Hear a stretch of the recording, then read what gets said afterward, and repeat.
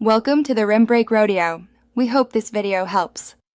You'll start by opening settings so you change the display name safely.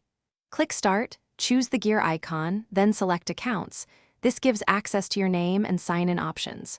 Once done, make sure you're on the local account or Microsoft account you intend to edit because changes differ. If you're on a Microsoft account, you'll be routed online.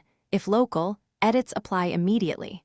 Also, before proceeding, back up any profile data to avoid surprises when switching names. Now perform the actual name change. If you use a Microsoft account, click Manage My Microsoft Account and edit your name on the Web Changes Sync to Windows. Wait a few minutes. For a local account, under your info select Edit Name, delete or replace the text, then save.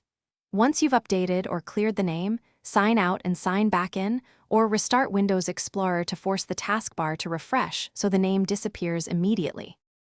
Finish by confirming the taskbar no longer shows your name. To force the update, open Task Manager, select Windows Explorer and choose Restart. The taskbar should refresh.